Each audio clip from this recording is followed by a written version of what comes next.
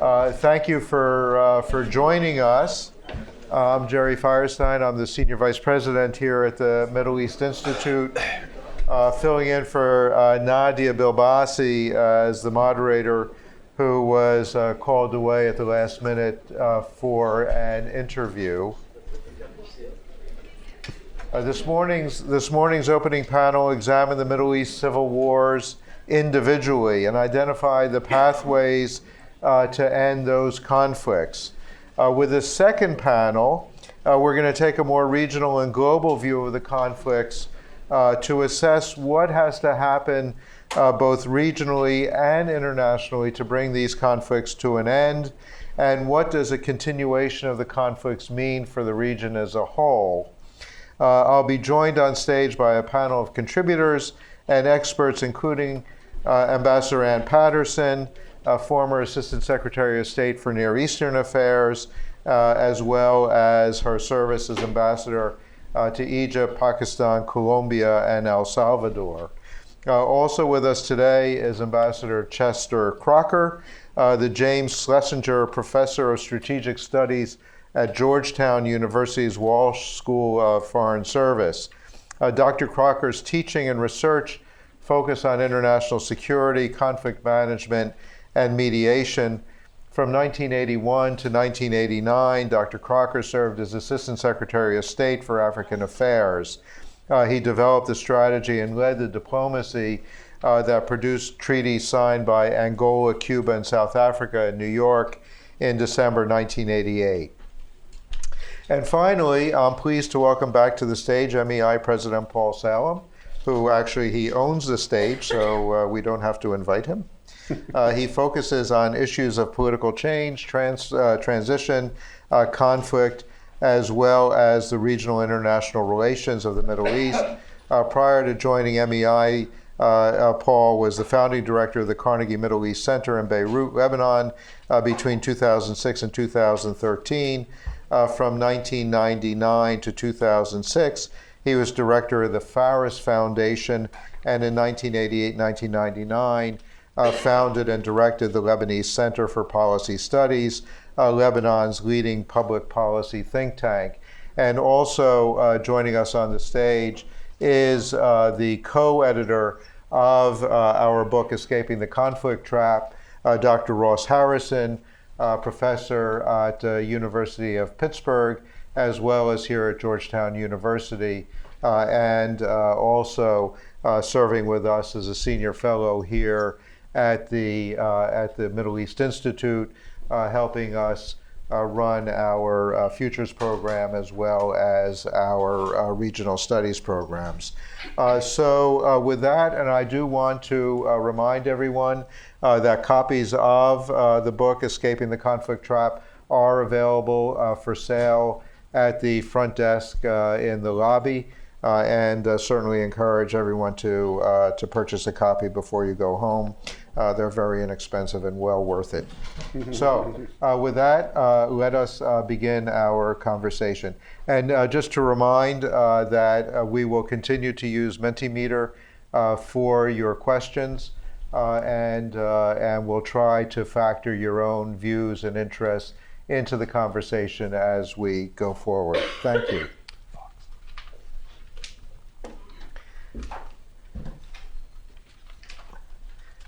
So as we begin the conversation, Chet, I wanted to turn to you first, given your long interest in and experience in managing civil conflict, and most importantly, perhaps in bringing civil conflict to a close.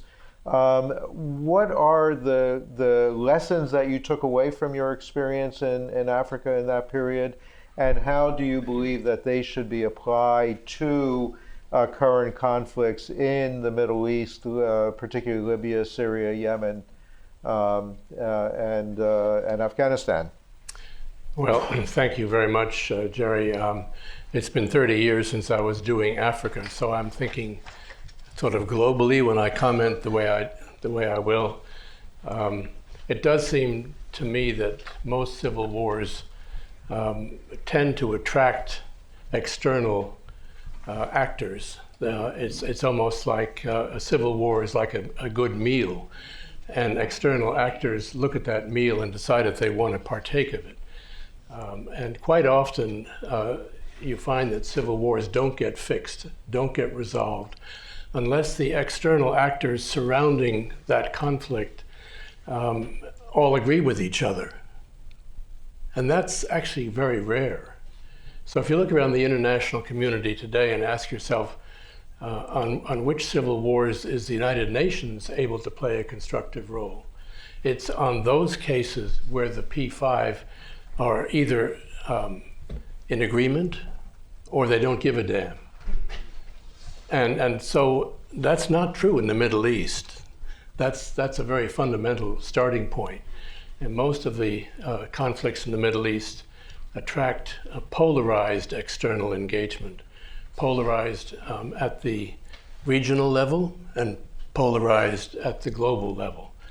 A classic case, I don't need to belabor it, is Syria, but in terms of a current case, another classic case, which we heard about previously, is Libya. So what you often see is a pattern in civil wars where the internal parties, and there may be more than two, there may be a fragmented internal situation, the internal parties export their agendas and their priorities to their neighbors and to the global environment, while the external parties export their polarities back into the civil conflict. And it creates a situation which gets more and more fragmented. That's the world we're living in now, and it's true in more than one region. I think it's true in parts of Africa. It's certainly true in the Middle East. So it really raises the question, how can you create some kind of coherence, some kind of external coherence around a given case? The case that's crying out for coherence right now in some ways is Libya. And the Germans just took an initiative, as we heard, and look what happens. A couple of weeks after the German initiative and everyone's holding hands and singing Kumbaya, what's happening? The parties are right back to arming their preferred factions again. So I'm really giving you a kind of pessimistic take, I guess I would say. As long as you have this kind of both regional and global polarization, that polarization is aggravating the Middle East civil wars. And the Middle East civil wars are becoming more fragmented. Maybe I'll stop there. Yeah, thanks. And Paul, I want to follow up from Chet's opening comments and precisely this point about bringing it down into the regional context. Drawing again on your experience, looking at the breadth of the region and precisely these issues of polarization in the Middle East. What is in your mind? What is the capacity really to generate a kind of a regional approach that would address the issues, for example, of the German initiative in Libya that failed because of the lack of any kind of resonance more broadly in the region? Well, I think when we look at what we're going through now and look at recent periods where Middle East had other civil wars, what's different, what's the same, what can we learn? Maybe I look at three dynamics. One dynamic is the regional order or disorder. During the 60s, it was an Arab Cold War aligning conservative Saudi Arabia against a sort of Arab nationalist Egypt, and that generated or contributed or sucked itself into a number of civil wars, including Yemen, including events in other Arab countries. Today, obviously, the region has a main conflict system within it, which is the Iranian and then Saudi Arabia, a number of others. We see that generating or being sucked into conflict in Syria and Iraq and now in Yemen. But we also have sub-conflicts, Turkey and Qatar on one side, as we've seen, and some others, that generates conflict in Libya. So at one level, it's to look at the type of regional conflict and how to address it. And there we do see parallels.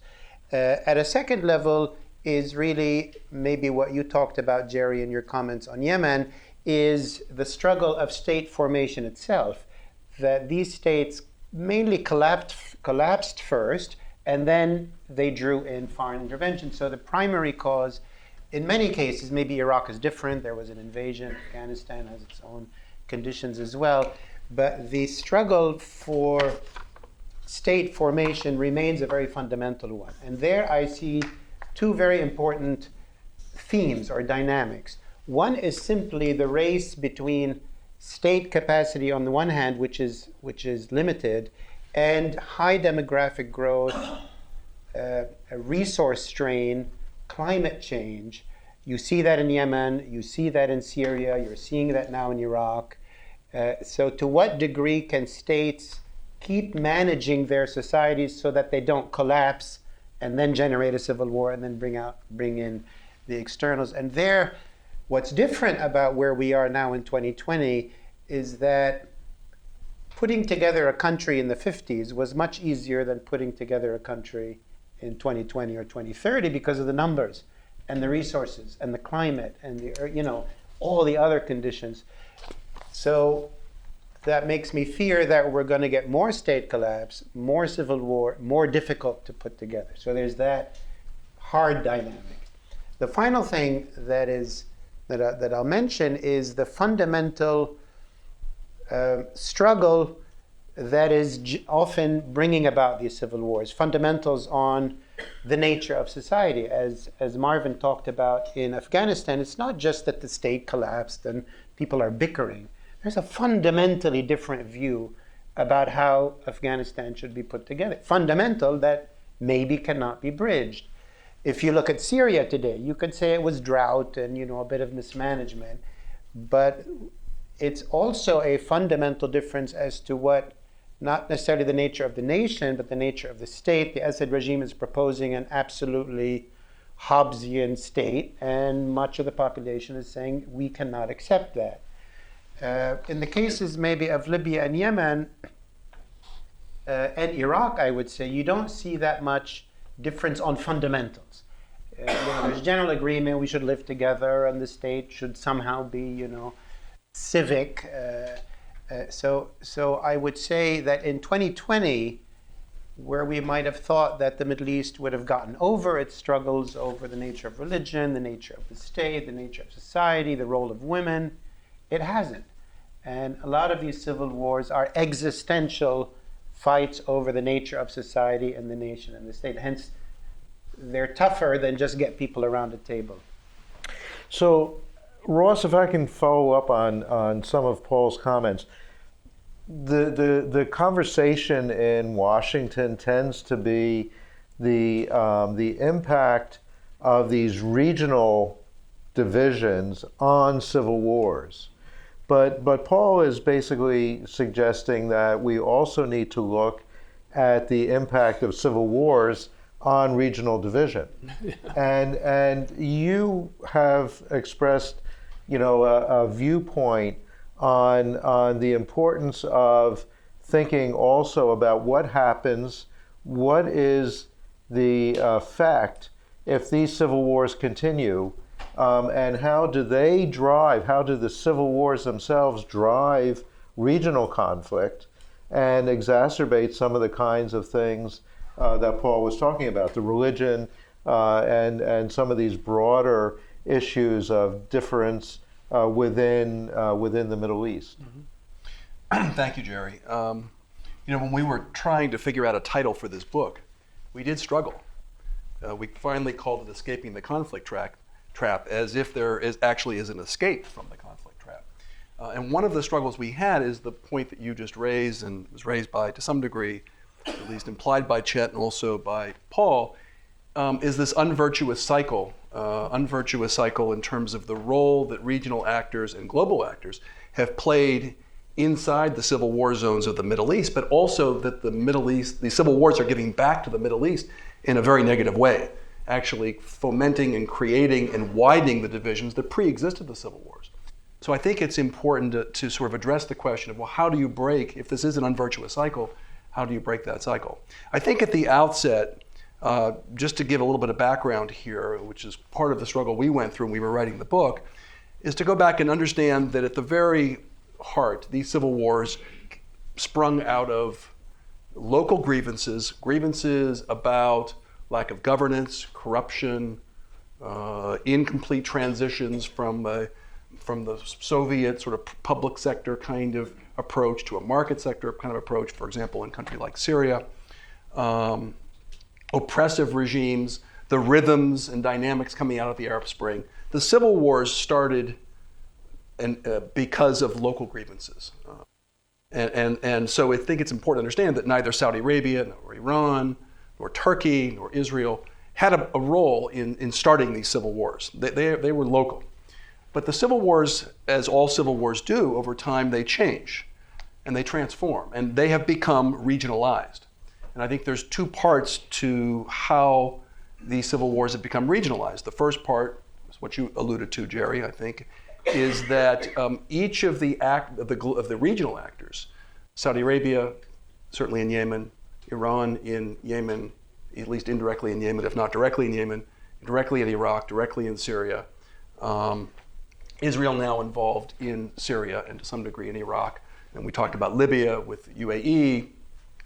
These regional actors are now becoming parties to the civil war. They're not just influencing the civil war. They are actually parties to the civil war. So I think it's important to understand that if we're going to try to peel away some of the layers of conflict, it's important to be able to at least identify what specific role the regional actors have played and the global actors have played before we do that. The second part of the regionalization struggle in these civil wars is the one that you mentioned, Jerry, and that is that the civil wars themselves are transforming the region in a fundamental way.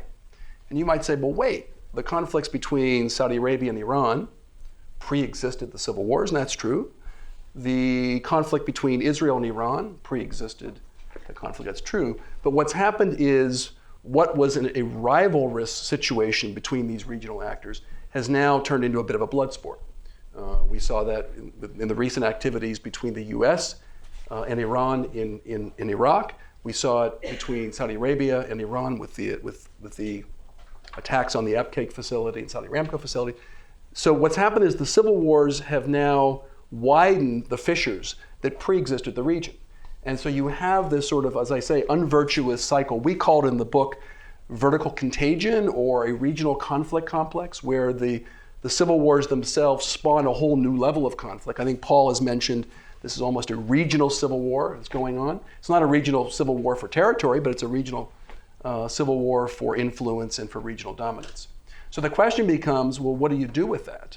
If in fact you buy the premise that I think you heard this morning, and that you've will read hopefully in our book, just a little plug for the book there, that the likely scenario is chronic state of civil war throughout the Middle East. There's no real end state that we can see in any of these civil wars. Yes, this morning we talked about the fact that Yemen and Libya have a critical path that we could envision, but without the political will and without the alignment between the regional and the global actors, it's unlikely to happen. Syria and Afghanistan, we don't even see a critical path available at this juncture. Doesn't mean that it won't appear later, but we don't see that. So if that's the scenario going forward, for the next 5 to 10 years, we're likely to see continuation of civil wars, albeit perhaps at a reduced level of violence. Then the question, where can the international community, what can the international community do? What can we focus on in order to at least mitigate, if not resolve these civil wars? And I tend to focus on the regional dynamics, and that is that you've got significant regional actors, all of whom admit that the status quo is not sustainable for their ability to thrive within this region. Saudi Arabia has said that. I've heard Iranian officials tell us in our back channel Track 1.5 initiatives, tell us they understand that the inhospitability of this region is not sustainable for them. But they're caught in this conflict trap. And the question is, what can the international community do to play to their best instincts of these regional actors, not the worst instincts? And right now, I fear, particularly with the United States, coming down so hard against Iran, seeing Iran as not just a destabilizing influence, but the destabilizing influence in the region, by coming down hard on Iran and attacking towards Saudi Arabia and Israel, so almost violently, that we're going to exacerbate the regional tensions. And if we exacerbate the regional tensions, then that does not necessarily augur well for the regional actors' ability to resolve the situation on the ground. And so there is no kumbaya moment. There is no, if you peel away the regional actor involvement in the civil wars, do the civil wars get resolved? No. But the local grievances will have to surface again and so forth. But that's one layer of conflict that I think is doable, whereas the individual conflicts seem to be, I wouldn't say hopeless, but certainly depressing. Mm-hmm. Well, and like Chet, you had experience working in one of these very complex situations. Actually, you had experience working in several of these very complex situations internal when you were in Salvador and also in Colombia. And so it's interesting in the sense that in some ways the Western Hemisphere in those days was like the Middle East in the idea that there were deep internal divisions among the states of the region. They were in conflict with one another as well as these internal conflicts, and yet your experience with the OAS was quite different, and so, you know, in your sense, I mean, what would be the role, for example, of the Arab League or the Organization of the Islamic Conference in you know, could they play a role, a positive role, in the way that perhaps the OAS played in resolving some of these internal issues in the Middle East? And picking up on Ross's comment, you know, the U.S. to a certain extent not to a certain extent, to a great extent, was an active participant in some of those internal conflicts. And how do we, you know, again, how do we look at the Middle East and think about how the U.S. can be a positive, constructive force as opposed to simply a divisive force? So thanks, Jerry. I was struck with that when I read the book, the difference between Latin America and the Middle East. And everyone should read the book. It's dense, but it's absolutely worthwhile. What Ambassador Crocker said about the UN is that the UN's ability to solve these Middle East conflicts has been greatly diminished by the fact they don't have a unified Security Council, which, as these conflicts in Latin America developed, you did have a unified Security Council, which made a huge difference in the ability of the UN and the OAS, which I'll mention, to play a extraordinarily constructive role. The SRSG, for instance, in El Salvador right after the war was former mayor of Bogota, but he basically ran the country. And he was an enormously positive influence. But I was really struck with the difference between the OAS and the Arab League, because I had a lot of experience with the Arab League in Cairo, and the OAS, of course, is a frankly very sophisticated operation with a very professional staff across a whole range of issues. And I saw them operate in Haiti, I saw them operate in El Salvador, I saw them operate in Colombia, and I was greatly impressed. And they shored up the international role in all these places. But I think we never sort of expected that role from the Arab League, even though there were times, at least when I was in Egypt, when their leadership was quite dynamic and open to new ideas and willing to play a positive role. Of course, it suffered, of course, like the Security Council, from differences among the members. But we had a couple of anemic little programs. The Italians had some anemic little programs. We never pushed that. And the same with the OIC. There's been discussion, of course, off and on over the years, if you're going to try and broker something between Iran and Saudi Arabia, that perhaps the OIC is the place to start.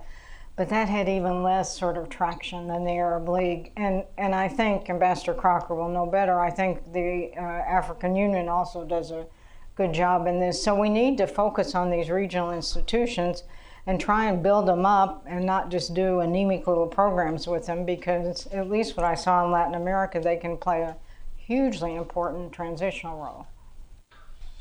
Chet, do you want to comment? Or A couple of comments. I guess I better. Can you hear me now? Yeah. Several people have used an interesting, quaint phrase, the international community. Of course, there isn't one. And one of the tasks of anybody who's thinking seriously about peacemaking in the Middle East is, how would you create one? And where would you start? So we have this interesting case of the Turks and the Russians figuring out how they're going to fix Libya. There's a real expert on Libya sitting in the back of the room, so I'm not going to go too deep into this case, Jonathan, but it does seem to me that there are 4 or 5 different poles of power intervening in the Libyan case.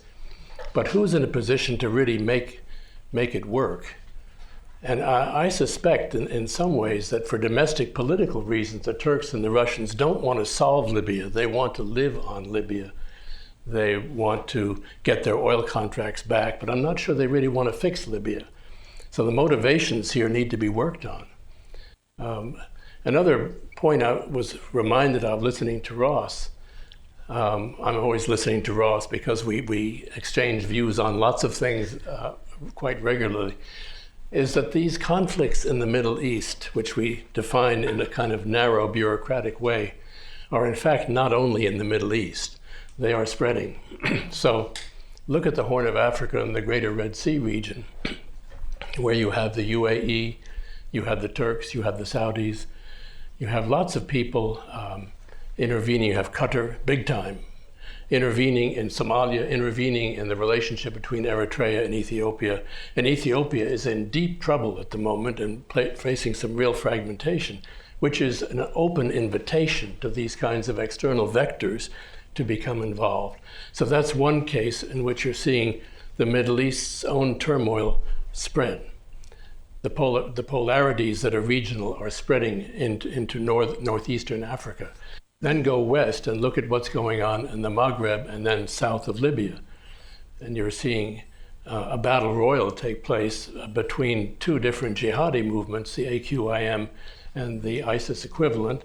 And they can only be stopped if the Algerians and the Libyans can work together to actually put a tourniquet on this jihadism.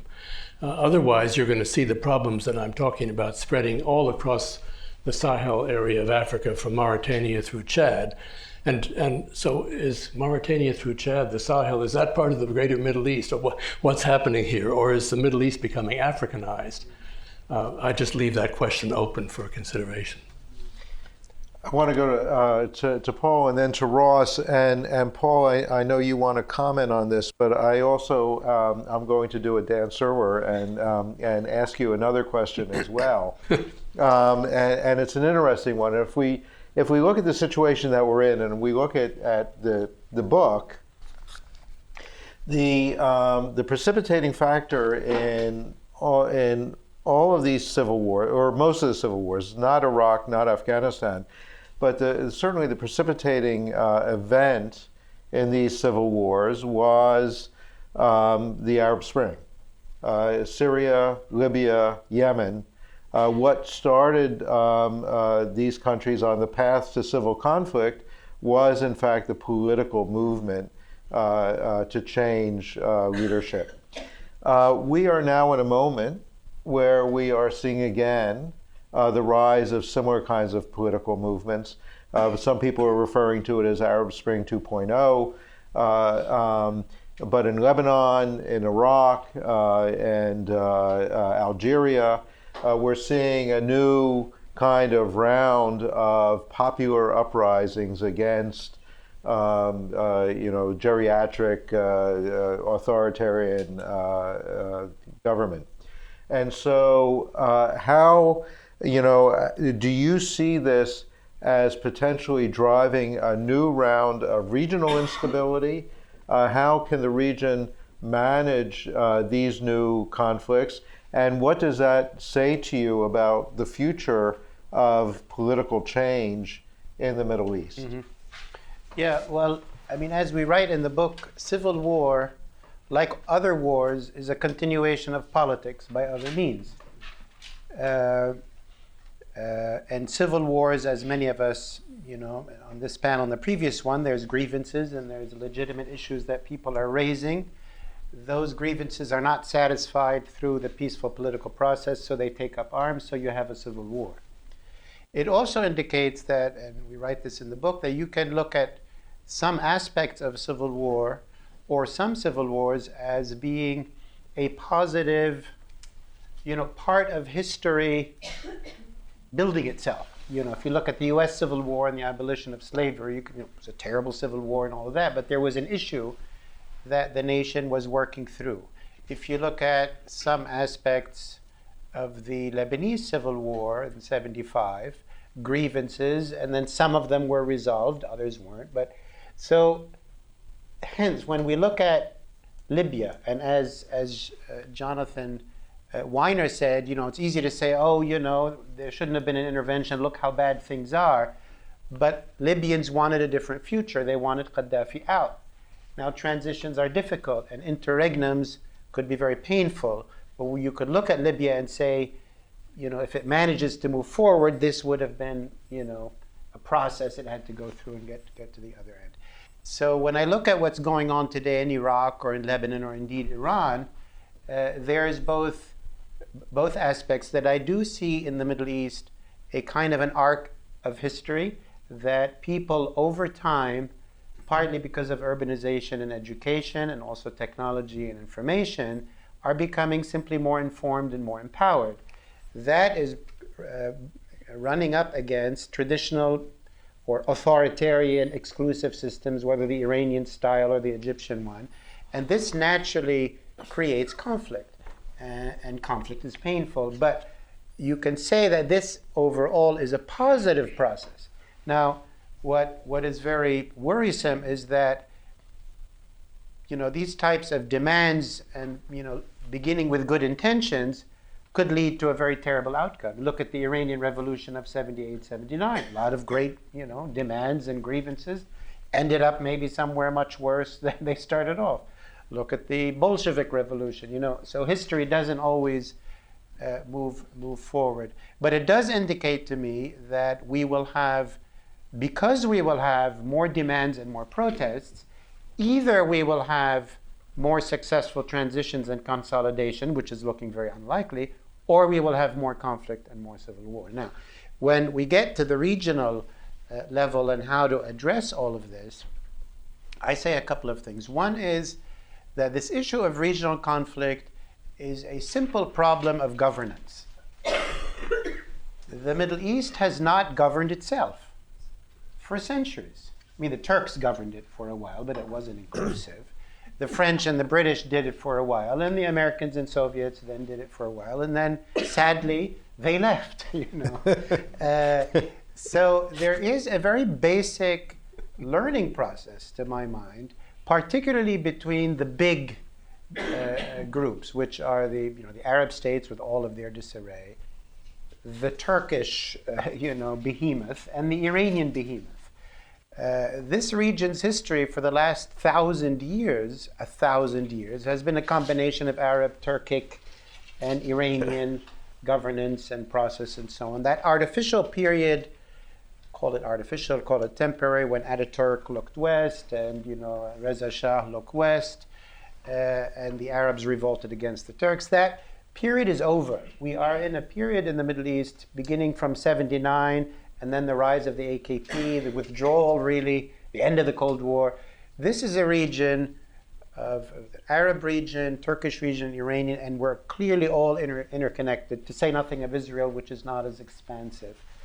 So the simple governance issue, and we talk about this in another book that we published, which I will plug since Ross is plugging. Another book that Ross and I did is called From Chaos to Cooperation, which basically insists that there must be, in addition to the Arab League, which is, has its usefulness and its weaknesses, in addition to the Organization of Islamic Cooperation, which is a much broader thing, which brings in Malaysia and other countries, the Middle East needs a platform where the main Arab states, Turkey and Iran, meet regularly, talk regularly, try to understand each other. We're not talking peace, or any major breakthrough, but at least conflict management. And to see today in 2020 that the leaders of these countries, like little children, I might say, don't talk to each other. That's where we are. And that's how miserably our governance is at the regional level, let alone at the national level. The final thing I do want to say, and maybe I'm saying too much, but the region, and here the comparison is with Europe. Europe was at war for itself, well, for many centuries, but at least, the two major European civil wars, which ended up being world wars, talk about vertical contagion, which is World War I and World War II, they were fundamentally battling it out over the nature of the nation, of the state, the role of democracy, and millions were killed. But they finally at least, separated then into Cold War, Western Europe and Eastern Europe. But in Western Europe, the French and the Germans moved beyond that. Not only to a regional order where they agreed not to go to war each other, but more fundamentally, they agreed on the fundamentals of governance. And that's where, in the Western European case, democratic, rule of law, liberal social welfare state, that you cannot have really profound regional peace if you don't also have some agreement about the principles. And this is, of course, where the rise of Iran and Saudi Arabia, whose ideas of governance and identity and God and women is so problematic, but also Turkey's AKP turn, that the fact that the Middle East has no agreement, and maybe here Latin America, they did at some point reach agreement on that we disagree over the nature of governance, over the role of God or the role of women, that you cannot have one without the other. And let me come back to you on that point. And many of the questions from the audience in the first panel, revolved around the question of what is the role of the United States. And picking up on Paul's point about the need for the Middle East as a region to resolve some of these issues and to resolve really the question of governance. The role of the United States, presumably, in driving some of those, efforts and helping to create that environment. And I know that you're interested in, when we were still in the department, the interest in thinking through some of the issues related to post-conflict reconstruction. Do you see a capacity in the United States now to take on some of these issues and to help create the kind of broader regional environment that Paul is talking about that would allow us to address some of these big issues and therefore help resolve some of the smaller issues? So I was struck, I've been really struck with this over the years, that despite all these conflicts that we have encountered, there's basically no place in the U.S. government you can go that has consolidated expertise on DDR, on PKO, on post-conflict reconstruction. There are people that know these issues for sure, but you can't find 15 people in one place that are senior enough that can be engaged on these issues in a constructive way. The UN has struggled with this too, of course, with the Peace Building Commission and the Peace Building Support Office, Peacekeeping Support Office, but we just don't have that capacity now, and so as a result, we often turn to the military, which has all kinds of secondary implications. I think it's a huge gap in the U.S. government. I don't know if it'll ever be resolved. It has been torn apart by bureaucratic fights for years. Maybe it's better now than when I left. But that would at least help us in some of the operational aspects of this. But on the broader question there, I want to come back to what Chet said about the contagion and the spread of the Turkey-Qatar axis versus the Saudi-UAE axis, which is spreading very dramatically. And what Jonathan Weiner said, I can't believe that U.S. diplomacy couldn't have played a more constructive role in this. I mean, honestly speaking, the Gulf countries live under the U.S. defense umbrella, and they operate and export their products under the U.S. defense umbrella. So I can't believe that U.S. diplomacy couldn't have played a more constructive role in rolling some of this back, because, as Ambassador Crocker pointed out, it has spread very dramatically. Can I ask you one of the questions from the audience as a follow-up, and that is, how do you see the U.S.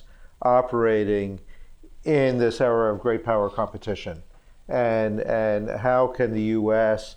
advance some of these interests in the face of Russian and Chinese expansion into the Middle East?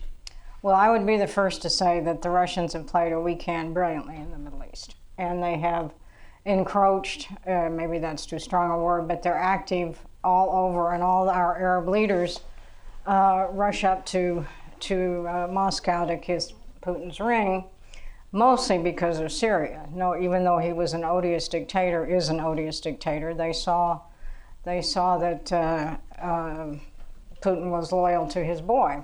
And so I think that's a challenge to be managed, but of course, the long term, I think, as you pointed out in some of your writing, the real competition is with the Chinese. And I think that too has accelerated in recent years, quite recently, because when you talk to Arabs, basically they say the Chinese are everywhere in an economic sense, not yet in a political sense, but certainly in an economic sense.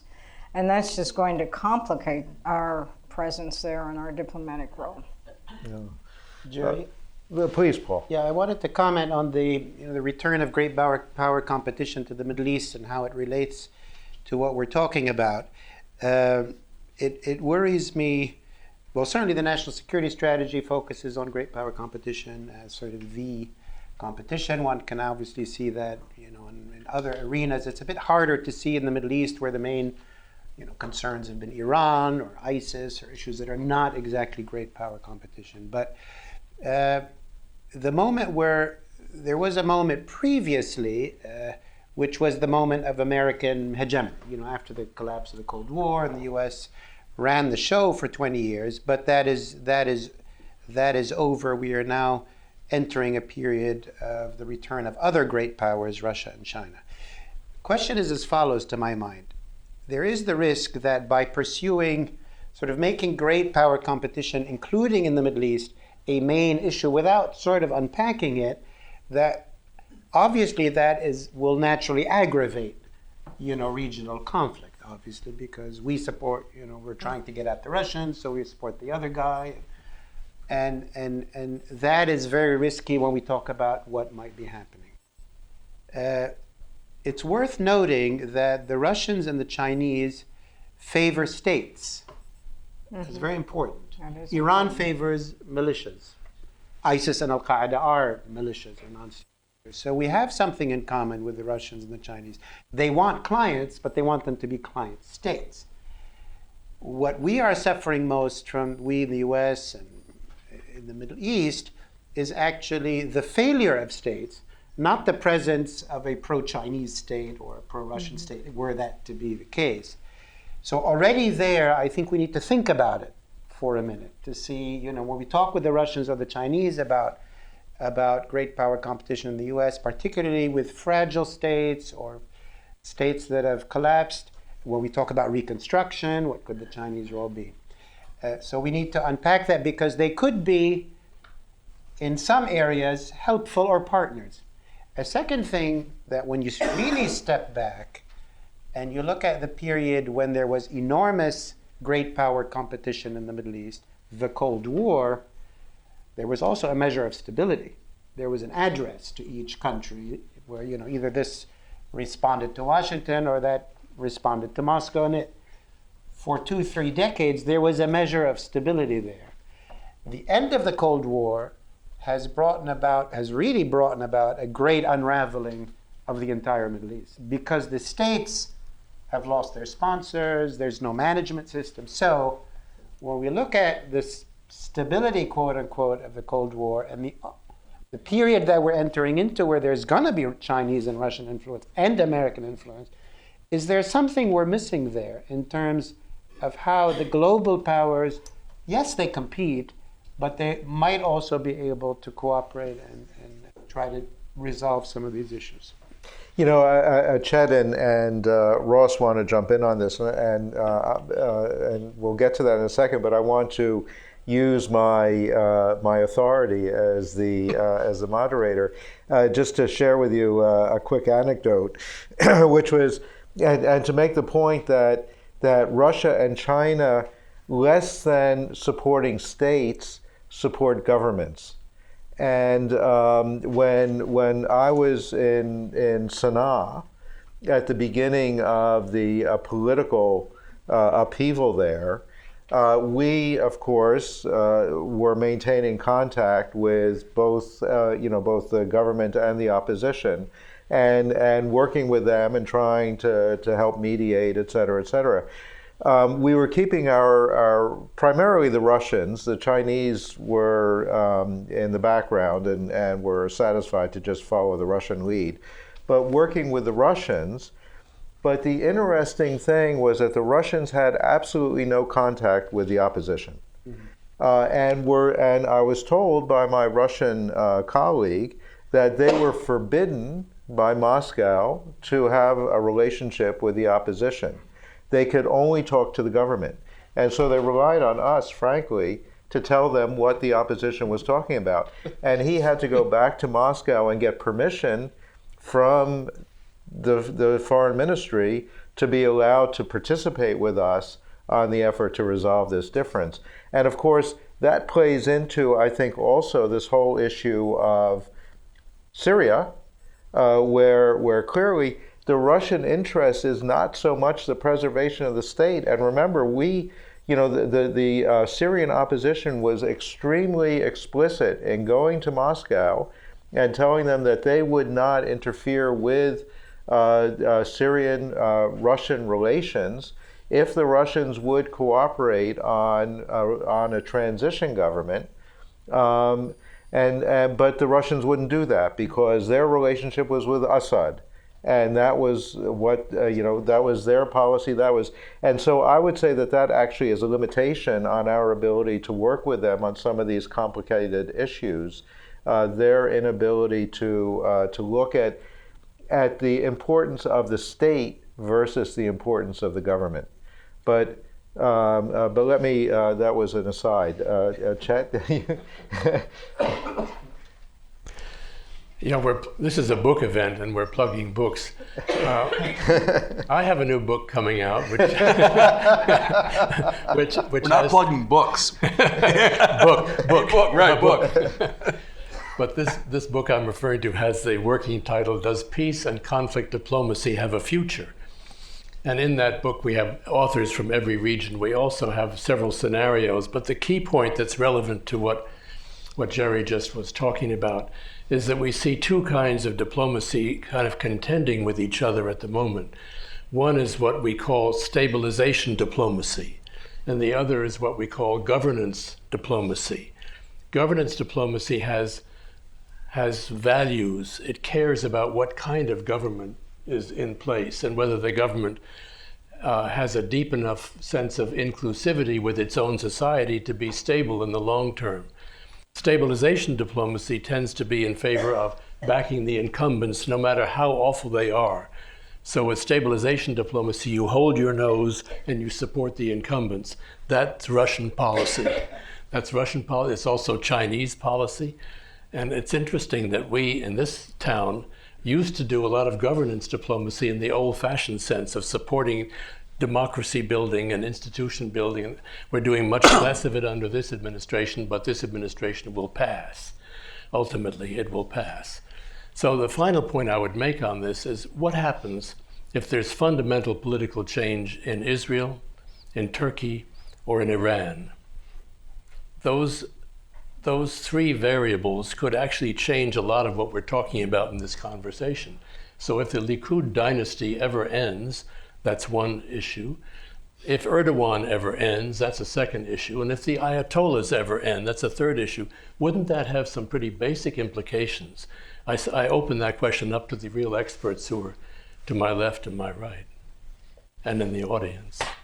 I want to go to Ross, and then I want to follow up, and we have a question from the audience that's very much along the lines of Chet's comments. I want to put back to Paul. But go ahead, Ross. Jerry, I was feeling a little uncomfortable when Paul was talking earlier because I actually find it anathema to agree with Paul, but I was actually agreeing with him in the one sense, just as an aside for a moment, that what we're seeing, there's not very few good threads or threads of good news when it comes to the civil wars in the Middle East. I think one of the things that you might say is good, that might take us a little further in terms of a discussion about, to Chet's comment about what happens if the regional actors, the regional regimes change, is that for many decades and centuries, the Middle East was subject to great power influence, and many of the conflict patterns flowed from great power influence. And what we're seeing now is the region sort of coming into its own in a very messy, nasty, violent way, but it is transforming itself. And to some degree, it's transforming itself on the backs of these civil wars, but it also is transforming itself in terms of the rivalry between the regional actors. And the question would be, well, okay, so what does that transition look like? Will it transition to some degree, as Europe did at some point, with some kind of modus vivendi, some kind of compromise or regional architecture that might advance it, or is it going to continue on into some kind of violent transformation over the next couple of decades? So I think that is a question, but it is a good news in the sense I think the region is finally, it's not impervious to great power involvement at all, but it is coming into its own. I think the question, I just want to raise a comment. I think the question that we've been talking about in terms of do the Russians and the Chinese favor the state, or they favor a particular regime, or do the Iranians favor militias, I think is an important one because I think it's the nature, I don't think it's so much that the Iranians eschew the nation state. I think it's how do they envision the state? Is it an Assad type state? Is it a much more inclusive style state? And what means do they have for advancing that? And they actually have, their core competency are these militias and so forth because they lack the more conventional capability. So I don't see the Russians, the Chinese, or the US and the Iranians, I see gradations of the ways in which they envision the state. I think the question that Chet raised about the nature of the regime, I'm starting a book on Iranian foreign policy. And one of the questions I'm struggling with is to what degree is the Iranian foreign policy a realpolitik foreign policy that has strands that predate the Ayatollahs? And to what degree is it a revisionist, transformative, jihadist style foreign policy? And I think you'll find a bit of both. I mean, I think throughout Iranian history, you'll find times when they are much more of a cause than a country, to quote Henry Kissinger. But I think that it's a really interesting question. If you do have regime change in these countries, do they, what does that mean in terms of the future of the region? It certainly will be meaningful, but I would caution about the notion that somehow if we replace the Ayatollahs, that somehow we will get to a better spot, because I think there are Iranian interests that are served in their participation in the civil war zones in the Middle East that we should be cognizant of that might actually survive a change in regime. The other point I just want to make to Chet's earlier comment about the international community and whether it's a sort of a misnomer or it's a fallacy. I think I don't see it quite as discreetly, maybe as Chet sees it. I've seen over the last 10 years a number of different issues where the international community, if you can call it that, have come together in a coalition-style fashion. Maybe not in a community that survives all issues, but in a issue-specific. I've seen them come together on the JCPOA, negotiating with Iran. We saw a semblance of this with the ISSG, the International Syria Support Group. It failed. We can discuss why it failed.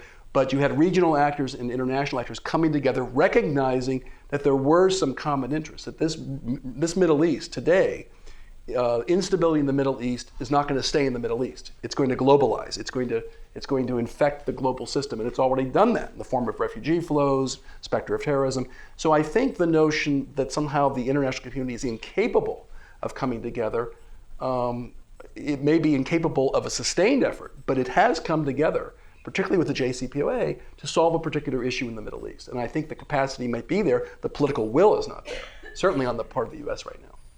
Can I follow up? One of the questions from the audience is in this vein, and that is, we have had a somewhat narrow focus in terms of the issues that we've talked about, the drivers of conflict in the region. We haven't talked about some of the issues that are on the horizon, and maybe on the near horizon, that are going to drive both internal conflict within these societies and will have spillover effects both regionally and internationally. And I'm talking specifically about issues of climate change, of water distribution, of food security.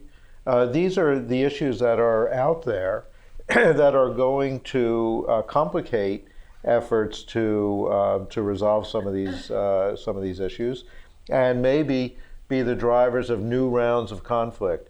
And so, how would you think about addressing those issues? Are there regional structures? Are there international structures that we should be looking at to forestall, basically, having these become new casus belli? Ross. I'll be happy. Oh yeah, sure. You, Ross. Oh yeah, of course. Well, there was an op-ed in the New York Times this week by Thomas Friedman, essentially making a parallel between the European steel and coal community at the end of the Second World War as sort of a way in which to bridge the gaps that existed in war-torn Europe, and the question about climate change and water existing in the Middle East today. In fact, Paul and I, since we're plugging books, not just a book, Paul, our previous book on regional cooperation, we actually talk about the fact that water is a divisive issue that could become a focal point for conflict, but it can also become, since the interests of the various states align in that they all have climate issues, they all have cities that are almost becoming inhabitable because of temperature rises, they all have, I mentioned water issues, that could be a possible low-hanging fruit for some form of regional cooperation. We haven't seen that. We've seen little spurts of that here and there between Israel and Jordan. We saw talk about it coming out of Iran about a couple of years ago, but we haven't seen any real traction in that front. But those are the issues that, to some degree, have thrown the region into the state it's in. Civil war in Syria, for example. Drought was a contributing factor. And ultimately, it could become an area, one of the things that we've written about before is that one of the factors that prevent cooperation among the regional actors is the fact that the incentive structure just doesn't align. That if you're going to be focusing on cooperation, that requires a long-term approach. It requires looking beyond the current conflicts and seeing some form of broader set of common interests. But when you're in the middle of these civil wars and the security dilemmas that those civil wars create crowd out those longer-term issues. Well, climate is a short-term issue and a long-term issue. So I think there is an opportunity there. I just have seen very little political will in terms of being able to use that as a launch pad for broader forms of cooperation and architecture that would be required to perhaps mitigate the current civil wars, but also, if the civil wars do come to an end, to prevent recidivism, prevent or slide back into civil war, into new civil wars. Paul, a couple of questions for you. We haven't really touched on the Israeli-Palestinian issue at all. So a couple of questions. One, regarding your vision of a Middle East forum. Do you see the Israeli-Palestinian conflict as being part of the dialogue, and how does that fit into this whole issue of regional conflict?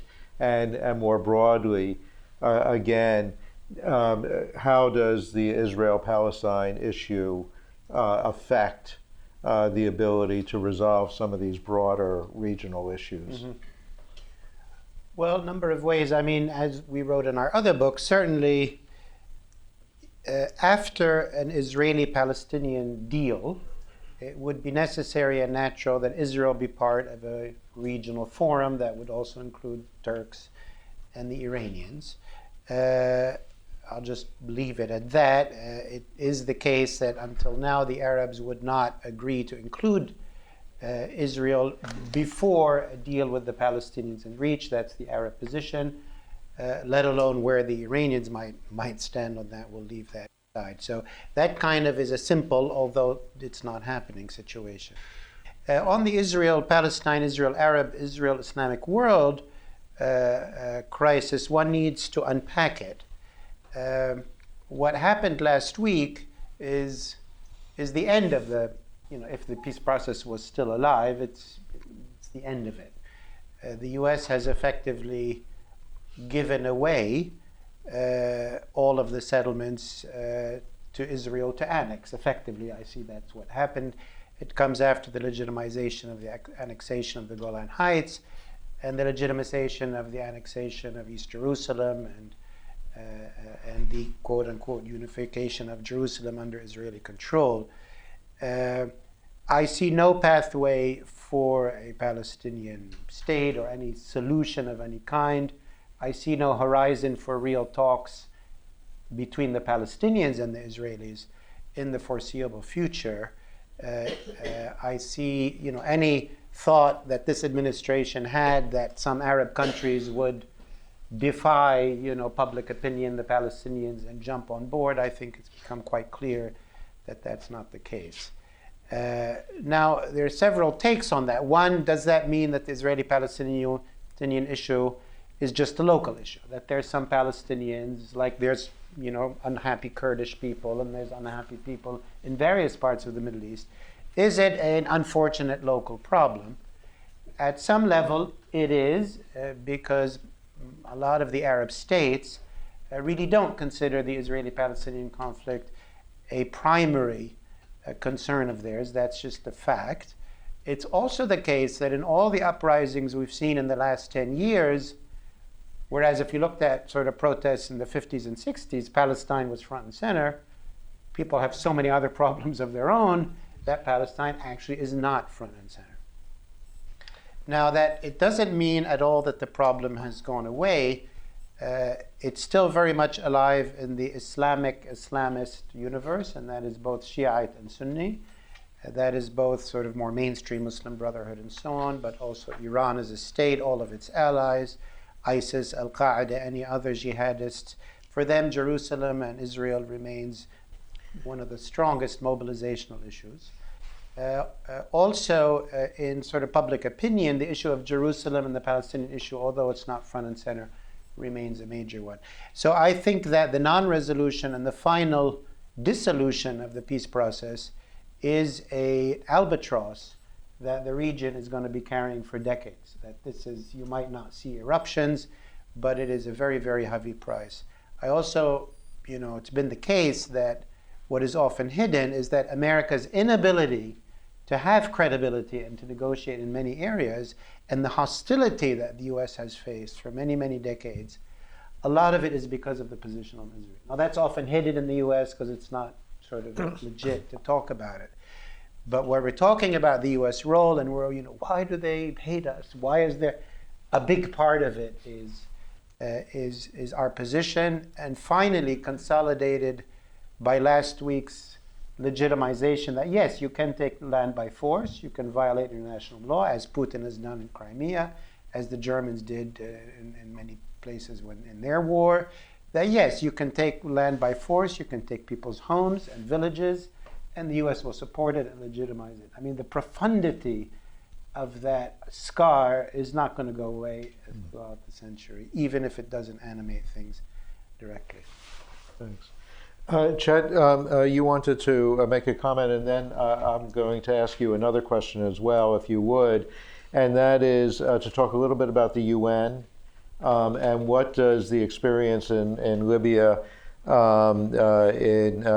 Yemen, Syria say to you about the capacity of the United Nations to address some of these peacemaking issues? And then I want to ask the same question to Anne, drawing on her UN experience. Just, thank you. Just two quick comments on the recent so-called peace plan that was announced last week. One point is that it is going to end the bipartisan support for Israel in this country. And that is almost irreversible, because as Paul rightly said, what we've done is to sanctify the policies of Likud, or at least of Bibi.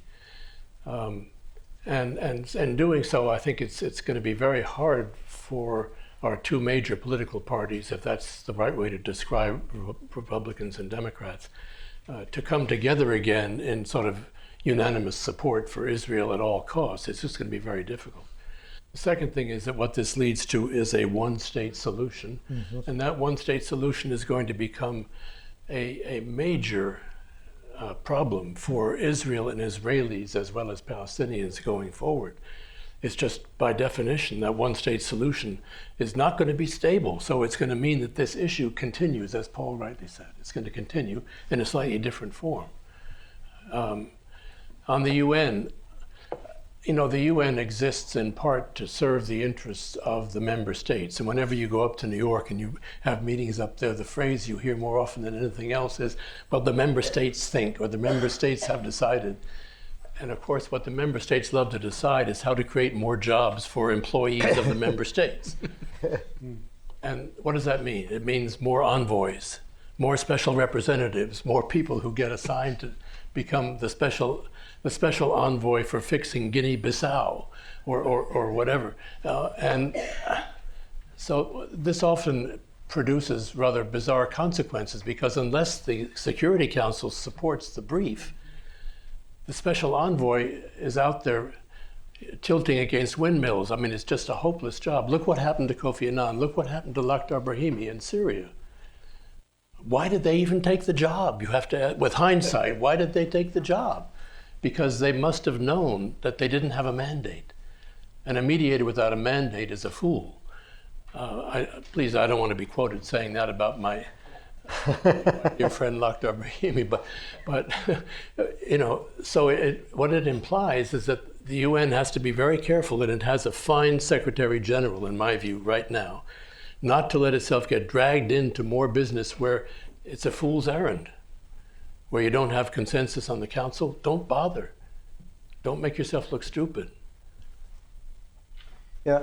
And could you also, given your, and also, specifically the question is, this whole capacity that the UN has of targeting, violators of sanctions, et cetera, is that completely broken now because of the differences within the Security Council? Is that no longer even a viable approach to conflict resolution?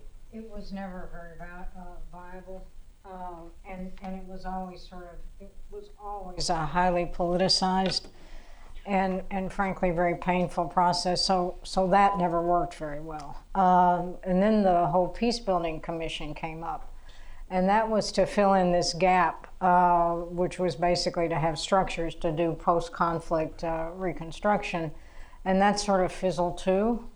And I think Chet's right, unless you have a mandate from the Security Council, sometimes a weak one is totally okay, as I think was the case in some of the AF countries, but when you have deep divisions in the Security Council like we've seen on Syria and Libya, it's extraordinarily difficult to get anything done. That doesn't mean that a lot of these people aren't intelligent and hugely creative and do the best they can under difficult circumstances. But where you could do a better job is in building some of the post-conflict structure and make it function better, but it would be pretty much on the margins, I think. And on the one-state solution, I was going to say a similar thing to Chet. This is just going to accelerate the move toward the one-state solution. And maybe that's okay. Maybe we might as well get there quicker than slowly. But it's not just going to be the Arabs and the Palestinians who are going to really have differences of opinion over this. It's going to be a lot of Americans too, because you're going to have a whole lot of disenfranchised Palestinians living in Israeli territory, clamoring for their rights, and that's going to be a challenge for any administration. What brings us back to, we get a civil war. In a one state where there's profound disagreement, civil war is what we're having. We get second edition of our book. Second edition of the book, Yeah. yes.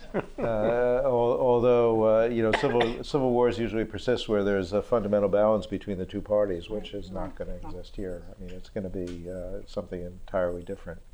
But if the UN is broken, then if the UN is really not an instrument for conflict resolution, do you see another kind of international structure, a framework, a coalition that could come together that would play that role? No, I think the UN is frankly the only game in town unless you build up these regional organizations, which are really no substitute for the Security Council. Because the Security Council really is international law in many of these, and it is international law. So I think you have to do the best you possibly can with the Security Council and with some of these UN structures and the humanitarian agencies, some of which do a very good job in these situations. Ross? Yeah, and you've talked a bit today about the Arab League and the capacity of the Arab League and so forth. One of the things that Paul and I struggled with in our previous book was the question of regional architecture.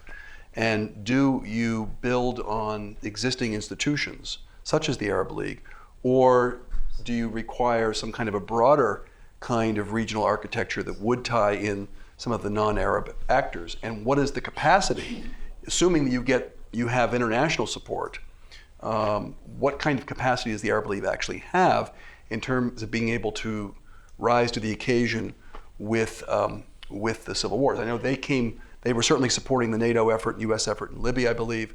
But how do you see, I guess, the capacity of the Arab League to expand its writ with different types of support and on some of the issues being faced? Or do you think a regional architecture that starts from scratch and is broader than just the Arab component has some kind of currency going forward? So all I can say is what I saw in Cairo. I think, no, it doesn't, of course, have much capacity to do these things. But also I don't think there's been a serious effort by outsiders to help them build it up either. And that's what really struck me with the difference with the OAS.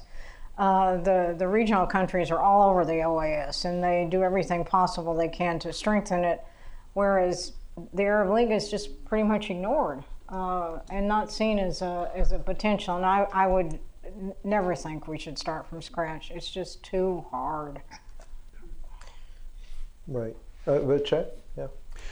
Yeah, by comparison to the Arab League, the African Union has been quite effective. It copied itself, and its charter looks very much like the EU charter. And it has built up a lot of institutions, some of which actually work. They hold real meetings and they actually do things.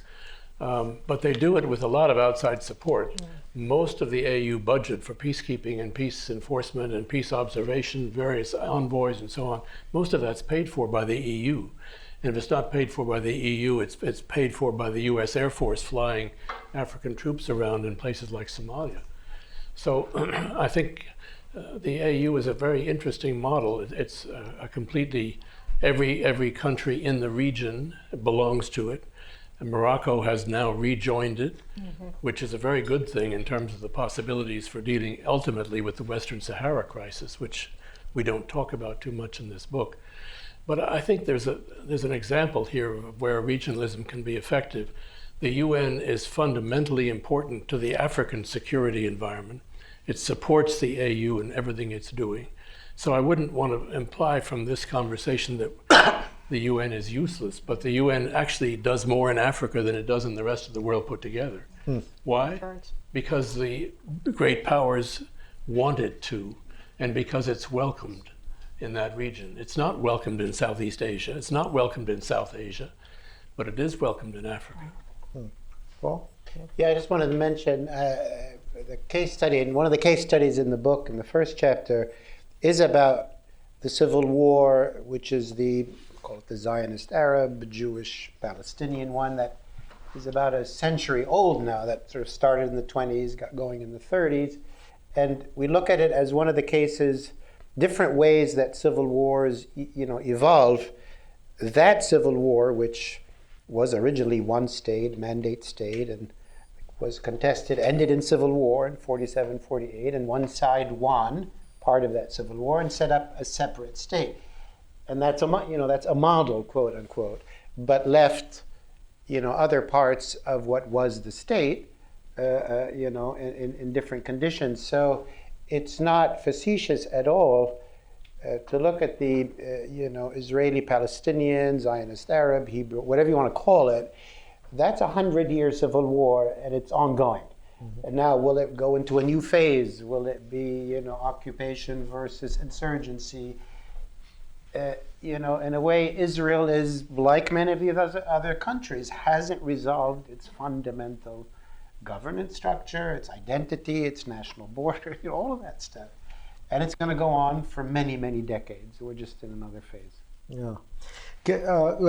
Let me, we have a question from the audience, and let me put it on the table for all of you to comment. How can the U.S. honestly play a constructive role when it does not have good relations with half the players, i.e. Iran, Syria, Hezbollah, the Houthis, and now the Palestinians? Yeah, go ahead. Okay.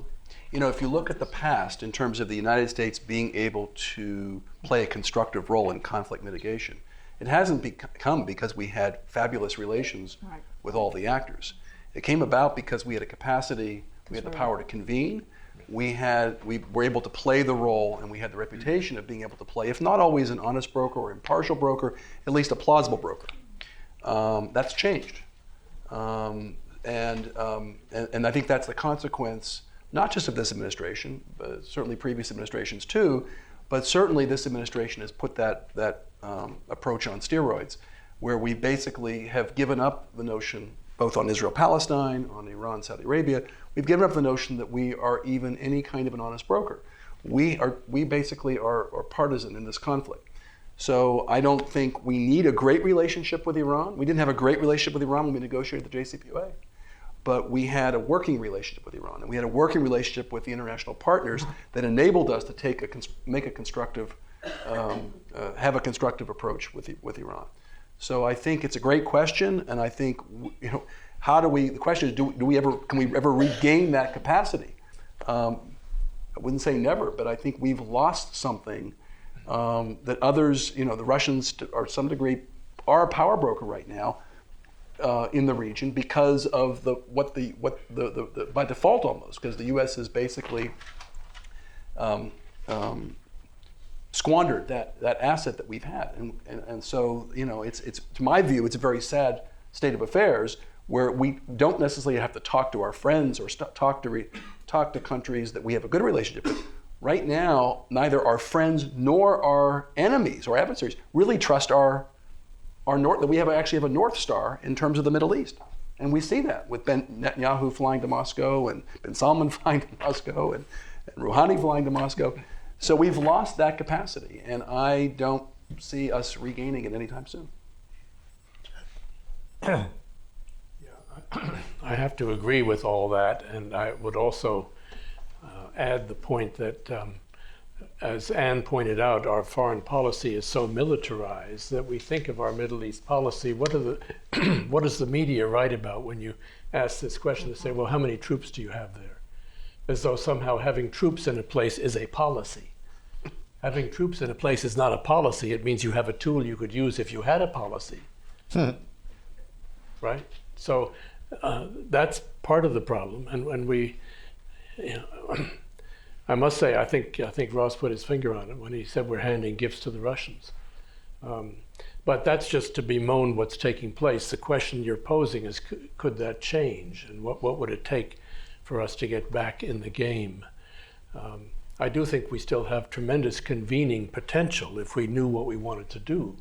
We could be convening people about different situations like Yemen or like Libya. But at the moment, we don't know what side we're on. We play games with Hiftar one day, and then the next day we say we're in favor of a UN resolution. I mean, it's just nuts. It's nuts. There's no strategy. Well, there is a strategy. It's whatever Donald Trump decides on that morning. Thank you for clarifying. No comment, Jerry. And? So, yeah, I think, sure, we could get it back, because I don't think really the Russians have replaced us. I mean, and I really question whether the Arabs in particular want to play ball permanently with the Russians. I think that has a lot of baggage, and other things. So yes, I think we could get it back. I don't think anyone can replace it. No, but it certainly has eroded over the past few years. But I just don't see any substitute for the United States. I mean, another way to look at it is how the region might regain a useful U.S. role. When you look at, Sadat's peace move to Israel, he leveraged the U.S., but it was his leadership to take the lead, get things going, and then the U.S. joined on board. That's how Oslo happened as well. The U.S. came later. So we all know what the current administration, we bemoan many, many things. But when I look at the region, for example, when I look at the Arab-Israeli conflict, and I meet with Arab counterparts, Arab League and others, the complete abdication of any Arab role in supporting the Palestinians, leveraging, negotiating with the Israelis to get to a point where there might be a deal and bring in the Americans to help out. The Arab position has been, we don't do anything, we don't talk to anybody, we're very upset. If the US can fix it, fine. That's been the attitude towards Israel. It's also been the attitude towards Iran. We don't talk to them, we're very upset. The US, please, could you come in and take care of the Iranian problem? Then the Arabs complain. So what I'm getting at is, since the region is so dysfunctional, I could imagine, it's hard to say who and what would do it, but I could imagine, Chet asked if there is a change in one of the big capitals, and I would mention Tehran. After the supreme leader passes away, maybe there's some change and more pragmatism. I could imagine a moment, a new leader there, maybe reaching out to the Emirates and Saudi Arabia, and something starts. And then you say, Americans, could you help us out? I could imagine that. So I think the region could drive things where the US could then come back and play a constructive role. Sadly, I think there is no such possibility on the Palestinian issue because the US has so supported the US since Camp David that there's nothing left. That the settlement policy has left nothing left. It's a dispossessed people, and it's a dispossessed Jerusalem, and Jerusalem is at the heart of the Muslim world, as it is heart of the Jewish world. And I don't see any way to deal with that. But on some other issues, maybe. Well, since we're in the business of plugging books, we should mention to everybody that our resident scholar, Khaled Al-Gindi, has written a fantastic book on the history of U.S. engagement in the Israeli-Palestinian conflict called Blind Spot. Highly recommend it. Well worth reading. But fundamentally makes the point that we shouldn't lose sight of, that no successful initiative to address the Israeli-Palestinian conflict ever started in Washington. If you look at the Camp David Accords, as you said, Sadat started. The Oslo Accords were done behind our back. And it was only when it was basically cooked did they bring the Americans in. And we have never successfully engaged on any other aspect of the dispute since then. So that leads to the question, if not us, who, are the Europeans either capable or interested, or do they have so many of their own internal problems that they're no longer viable? Chet? Yeah, one of the things that's most striking to me about the phrase, the return of great power politics, which implies that the major states are going to be getting more and more aggressive and more interested in foreign policy, is that in the case of the United States, at any rate, that coincides with retrenchment. We are actually retrenching. We are advertising the fact that we don't want any more stupid wars, which is a way of saying that we're not going to do things like Libya again, right? So you have this contradiction. It's the return of great power politics, but it's an era of retrenchment. And I would submit that after a few more experiences, Putin may also think about a little retrenchment. Yeah. Because he's paying a heavy price already for some of his more ambitious adventures. I'm not sure that Xi Jinping has all that much else to think about right now apart from the coronavirus, but I'm not sure the Chinese want to own these problems either. When the Chinese look at Latin America or Africa, people get very worried in Washington. Oh my God, the Chinese are coming. The Chinese are coming. But it's not because they want to own Africa or own the Middle East. It's because they see opportunities to make a buck, right? Or to do something for their people. But so what I'm pointing to is a future in which the great powers may not be as interested in the problems of this region as they have been historically. It'll be driven by local actors. Well, let me, and we only have a couple of minutes left, so let me just ask whether everybody to give a 1 minute kind of final view on our conversation. Ross, we can start with you. Yeah, I don't have a lot to add, frankly, to what I've already said. I do think that, just to follow up on Chet's point, is that the capacity and the will of the great powers to involve themselves in a constructive way in the Middle East may be on the decline. That may be possible. The issue that I see is that the Middle East is a festering sore in the global system, and it's going to have consequences for all of the regional actors. So even though there might be a hesitancy on the part of each of the of the global actors, even though there might be a hesitancy, I think that there is a sense of urgency, or a sense that this region, that the global community, and I'm sorry to use that phrase, Chet, but the global community, or just as a shortcut for all of the big powers, I think recognize that the status quo is not sustainable, and that there will be costs to be borne by the international system. We may be seeing it in Great Britain right now with the Brexit. We may have seen it with Donald Trump. We may see it in terms of the political discourse that's taking place now in Europe. The refugee flows, the specter of terrorism has changed the political discourse there. It's not going to get any better, I don't think. And so I think at some point there will be, hopefully, the will for the international community, if you can call it that, to engage. And frankly, I don't know if there's much good other than maybe hopefully the region coming into its own in a positive way. I don't know where the good news is. I'll leave it on that note. Thank you. Chet. I've already had my minute, thanks. Okay. My minute is about U.S. retrenchment and what a huge mistake it'll be, because does anyone really think for the U.S. withdrawal that it will be more stable in the Gulf, in the Horn of Africa, anywhere else in the region? And it's not just our military. We have to get past that. We have embassies closed in Yemen. We have embassies closed in Libya. We have embassy consulates closed in Bosphorus. So our diplomatic capacity to engage on these things before they blow up on our faces has also eroded very dramatically. Paul, last word. I'll end with a couple of things. One, we haven't talked about prevention, but it's cheaper to prevent a country from collapsing and going into 30 years of civil war than fixing it. And hence, be paying attention to the fragile states like Lebanon or maybe Jordan, Bahrain or others, and making sure that they don't collapse is very valuable. Secondly, when we look, we're in 2020. If we looked at 2030, and we all know civil wars have very long cycles, often 30 years, 40 years. We did look at 5 wars in this book, and in our final chapter, we sort of remarked that of the 5, I think we agree that we could imagine Libya and Yemen kind of coming to a halt in the foreseeable future, and that's a positive thing. We do see Iraq, although our colleague Randasneem has the flu and couldn't join us today, it's not in civil war, it's in something else, but one could imagine, as Dan Serwer mentioned, it could muddle through and progress, so that's potentially 3.